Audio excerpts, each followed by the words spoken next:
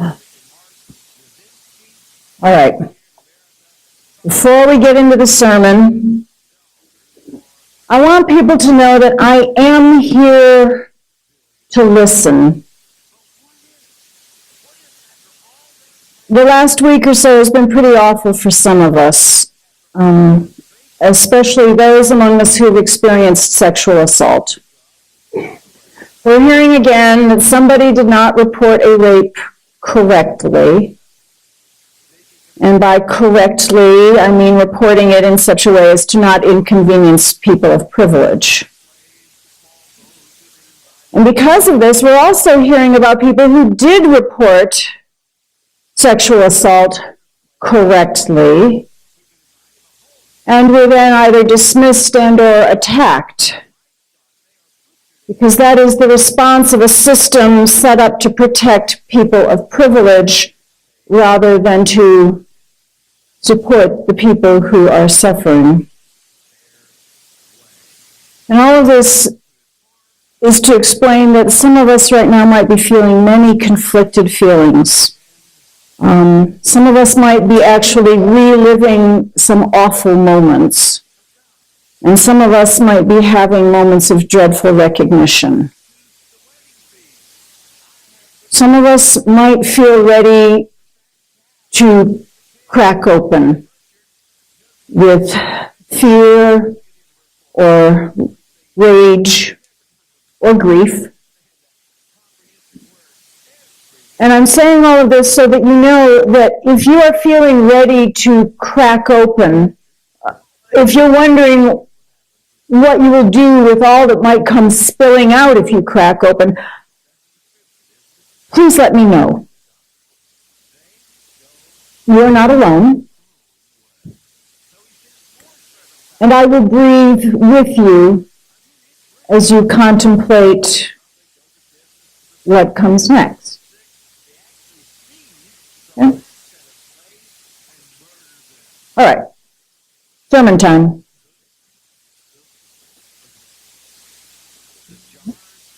When I'm beginning my Tai Chi practice, I shift my weight from one foot to the other, emptying and filling, smoothly moving back and forth, no stopping point. But I am completely aware when I fill one and then empty it to fill the other. But with each motion, there is a moment when I pass through the center, where my weight is just for a moment, equal between both feet. And then when I come to the end of my practice, I do stop at that place of balance, my weight equally between both feet. My center line aligned, plumb with the universe. I stay there for a moment before the restlessness to move again takes over. When we think about balance, the first image that might spring forth is that of the simplest of scales. 2 dishes, a suspension point. Maybe we see a teeter-totter, a plane on a fulcrum. And the delicate tipping until they are equal. Measurement, reckoning, a weighing in. Watch for a thumb on the scale. In the not-so-distant past, when I worked at a major corporation, we were regularly exhorted to seek a work-life balance. And at least once a year, we had to take some kind of required training module, usually online, usually at our desks during lunch, to make sure that we fully understood this work-life balance that we were responsible for. We were supposed to enjoy our work, but then we were supposed to go home to our lives. These were two separate spheres. Any overlap was going to be a problem. I suspect some of this arose out of a little problem where they made us all work too many hours, and then the Department of Labor got involved, and so now we, once a year, had to click through the training. Now we're eating leftovers. The training always included these pictures of these very thin, young people with beautiful teeth and tailored, somber business wear, and they all seem to be working on a very important business project while sitting at glass desks, the skyline behind them. If this was a group of people working together, there was always at least one Asian or one Hispanic person or one African American person, because they wanted to show that they were committed to diversity in the workplace. There was usually a picture of an otherwise very beautiful woman or a very handsome man with this look of concern, perhaps with their hands holding their head. This was supposed to show us that the whole work life might be difficult at times, but so we need to take the work-life balance thing very seriously. Oh, but then that picture would be followed by another picture of a thin young woman sitting on a yoga mat with her eyes closed, very serene, very beautiful. And then there would be a photograph of a handsome older couple in matching jogging suits, girl hair. See the big smiles, not jogging together. The whole work-life balance thing was going to be fun, too. Meanwhile, in our actual office, we're sitting in beige cubicles with crooked teeth and rumpled clothing, eating leftovers. Some of us had run late because our kid was sick or the car didn't start. Some of us were a little distracted because we'd just gotten a call from our kid's teacher, or maybe from an aging relative that needed some help. Some of us were wondering, how am I going to make dinner happen? There was usually this undercurrent of anxiety rippling through the workplace. It would last for a while after every round of layoffs.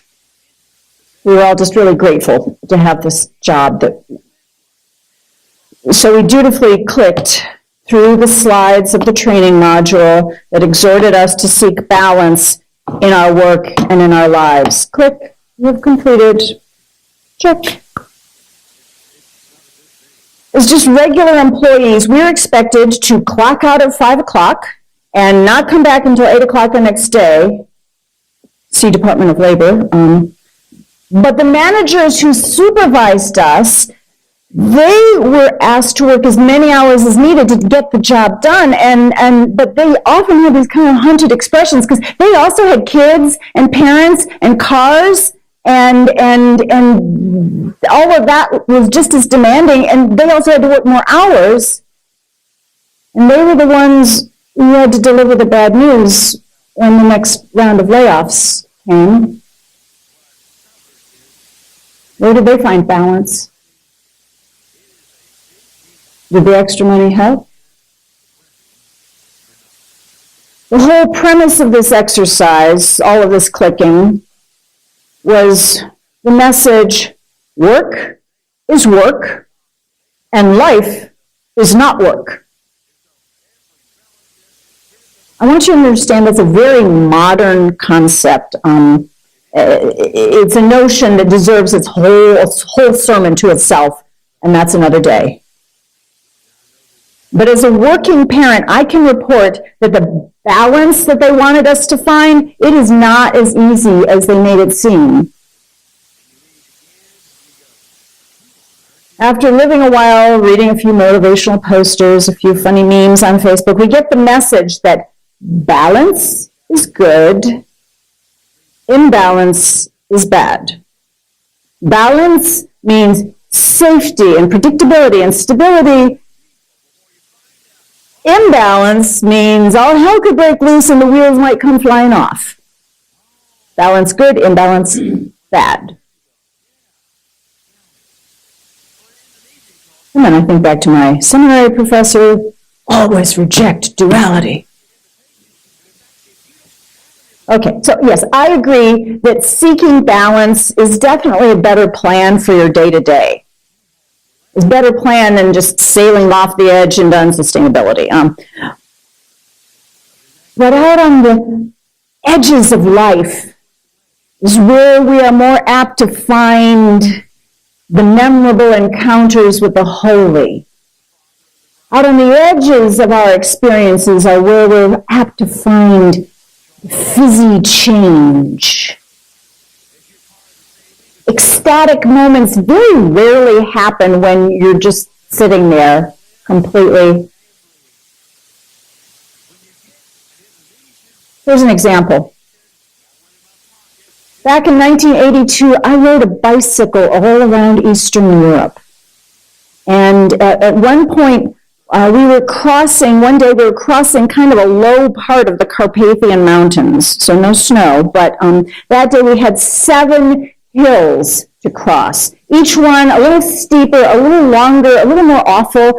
And when you're going up a hill like this on a bicycle, you don't go straight, you zigzag, you tack, back and forth, get up that hill. And we were roaring through calories every day. And this was the height of Reagan and Thatcher, and Ceausescu had Romania completely in the grip of some terror, and there was food rationing in that country. We weren't getting enough calories to replace the ones we were burning. I had used up any fat I might have had, and I'm grinding up that final hill. The amoebas I'd picked up in the last village starting to brew. Things are not good. I get to the top of that mountain, that hill, and I fell over. I completely tipped off my bicycle. I landed on the side of the road, gasping. And as I lay there, I felt the entirety of the universe all at once. I felt that every star that ever coalesced, every tectonic shift had all occurred simply so that that particular grassy bank would be there, waiting for me as my exhausted body fell. And every cell in my body that had ever grown and expanded had done so that I might collapse on that particular part of Romania at that moment. It was an ecstatic feeling. And I was just blown. It made no sense. It was probably just a really, really stunning case of runner's high. You know, that release of endorphins. But it changed me. You see, from that time onwards, I never had to believe anymore. I know. I've enjoyed knowing that all the stars and the dirt and the grass and my body were all in the right place at the right time, as they always are.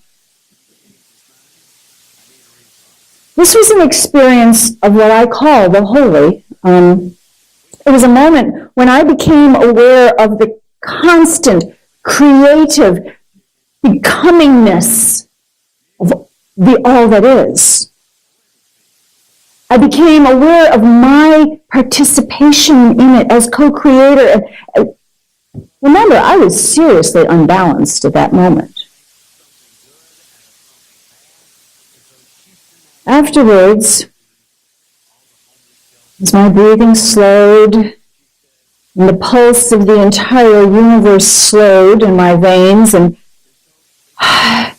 as I regained and the grass and the stars and I all became separated again, I tottered back up onto my feet and climbed back onto my bicycle. And you know what it's like to ride a bicycle. Balancing just so, I wobbled back on the road. It was flat for a couple hundred meters. And then we began the glorious descent down a hill in Transylvania. So yes, I know that it is better to be balanced. It's an easier way to get through your day-to-day. But I urge you, do not avoid those times when you must simply topple over. When you must release yourself to the persistent gravity of this earth. Do not resist when it is time to land gracelessly, panting and dazed upon the dirt. Because balance doesn't mean anything unless you lose it once in a while. It's okay. I also want to let you know, finding balance is not easy. It's not a place of permanence either. Remember, when I think about that teeter-totter, that playing on a fulcrum, that delicate act of balancing, I want you to know we are not meant to sit upon a fulcrum. That fine point is actually a transitory moment. Attempting to live on the fulcrum would only mean that you impale all impulses and freeze the flow of your creativity. Look at nature. In nature, we find that balance is actually always a moving moment, never a fixed point. Balance is a moment-by-moment negotiation with gravity and time and calories and dirt and kids and parents. All of the things that are going on and that pull on us. I bring this all to you because 2 days ago, Friday evening, at 8:54 p.m., we moved through the autumnal equinox. Ever since the summer solstice, the days have been getting a little shorter, bit by bit, so that for that moment, at 8:54 p.m., the night and the day were of equal length. And now the days will continue to shorten as we head rolling towards the winter solstice. This is the regular waxing and waning of the year. And while it's very, very obvious when we get to the solstices, very warm, very dark, the equinoxes are harder to notice. They're a little more subtle. This year we were blessed. The weather decided to point it out for us, and a cold front came through, right, on Friday? And then it became 8:55 p.m. The equinoxes are subtle, and that's what balance really is. It's very subtle. Now, throughout all of human observation, the solstices and the equinoxes have been marked as holidays, holy days. In many cultures, the equinox is celebrated as the time of harvest. In the Jewish calendar, we have already observed Rosh Hashanah and Yom Kippur. These are the times of the new year. It's a time for atonement and beginning. So Lashana Tova. For the Hebrew people, this is the time to consider, how have I erred? To acknowledge my errors and to begin again in love, recommitment. And then tomorrow, throughout the Jewish community around the world, we will be observing Sukkot. And this is a feast time for meals to be enjoyed outdoors under a temporary shelter to remind us that even this is fleeting. But meanwhile, we must appreciate the beautiful fruits of the harvest. Here in the Texas Panhandle, the cotton harvest is going to be coming in. And summer will die out, dry and windy. In the garden, we are harvesting okra, peppers, late tomatoes. As far as I know, nobody has ever established a holy day to celebrate the okra harvest. Might be time. In this part of the world, the equinox means that the heat is lifting, perhaps a light rain dampened down the dust. Darkness is gathering, but still our days will be bright blue and mild. Respite and reward for the summer heat that we survived. The hummingbirds that visited our feeder all these past months, they've gone. They left a couple days ago, probably to migrate to somewhere warmer, but we're going to keep the feeder out for any transitory guests. And as if to remind me of this change, this morning, the sound of geese honking their way southward. What I'm reminding myself is that even in nature, the equinox is just a point, a moment of balance. The earth's tilted whirling does not hold still even for that moment. So if balance is transitional, a point to pass through, how do you know if you've got it right? What is it that we're really in pursuit of? Balance might be that moment when you can taste the holy in a sip of water, when you can marvel at the liminal moments of dawn and dusk, those moments when the sky itself is passing through its balance of light and dark.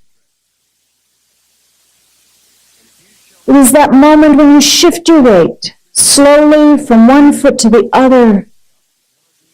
And notice how it changes everything and nothing. Because balance happens when we move through our own cycles, that going out into the world each day to extend our energies and then retreating home in the evening to take in food and rest, and then to go out and do it all again tomorrow. I remind you to have moments of doing too much and too little, so that we can be reminded of what it feels like to wobble. Balance comes when we simply notice, adjust, and keep moving. May it be so, and may it be well.